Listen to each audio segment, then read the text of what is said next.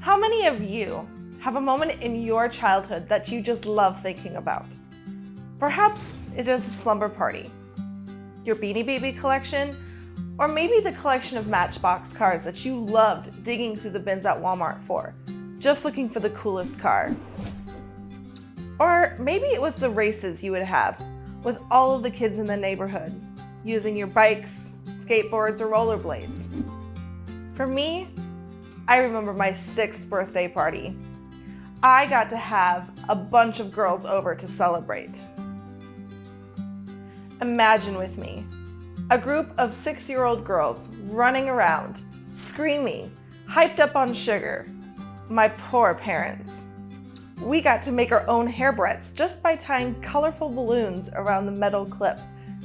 It was a memory that I hold close and treasure, and still think I have one of those barrettes sitting around somewhere. And even now, it brings a smile to my face just thinking about it. Not everything about our childhood is cheerful. Many of us would even go to the point of having a horrible childhood. Often there are traumatic events that happen within the first several years of our life, and it creates a lasting impression into adulthood. This could range from sexual harassment, abuse, adoption, parental divorce, or starvation, and the list goes on. I have recently learned that from the ages of 0 to 8 is when our brains are being programmed. We learn how to live, what to expect, how to respond, and receive basic programming that sets into motion of how we, as adults, tend to respond to things.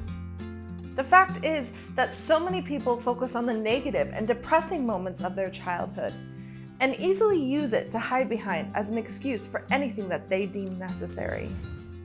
Growing up, I lived in a fairly conservative home, and having a father who was a pastor, I always knew that there were a lot of opinions about me. But nevertheless, I was such a happy child. I always smiled and laughed. That is until I came to the awareness that I had fangs. I still remember that Sunday when I first realized that my fangs were a negative thing. I was 7 years old. My dad was preaching at a nearby church, and as I walked into the Sunday school class, a little boy got scared, grabbed a chair, called me a vampire, and thrust the leg of the chair into my eye. I remember sitting with my older brother for the rest of the morning, wondering why I had to be called this name of a vampire, and how it felt like such a negative connotation. I went home devastated and immediately began to work on my new smile. I tried everything from not smiling to the closed lip smile or the classic side smile. In fact, I spent hours staring in the mirror, working on creating a new smile that would hide my fangs. I allowed the comments and remarks by others all my life to affect the way I felt about my teeth. Each comment made dug into me like those of a vampire bite. I let them affect me and cause me issues on how I viewed myself. I allowed the influencing of my childhood to affect my thought process and ability to realize that my teeth are my teeth. I tell you this not to showcase part of my uniqueness, but to share that we're all victims of some sort of childhood trauma. Until you are willing to take yourself out of that victim mentality and move into the responsible party by choosing how you are to feel, you'll be stuck as the victim. Now, this truly is the hard part. Taking all your anguish, shame, fear, and putting it aside, not allowing it to interfere with your potential.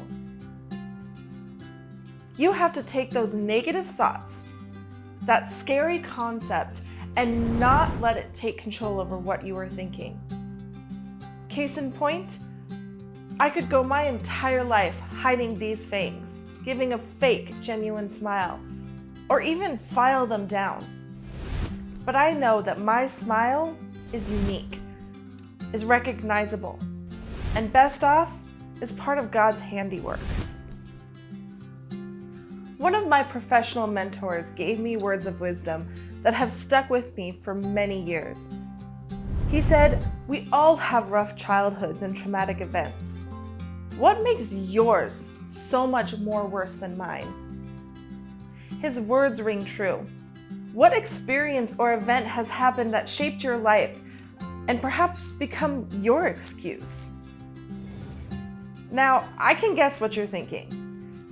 If I was so young, I don't have control about how I was raised or what events shaped me. How am I supposed to be held accountable to what I have no control over? You're so right. You do not have control over what happened to you when you were young. Nor can you go back and redo anything. But guess what? You have the power now. You have control now.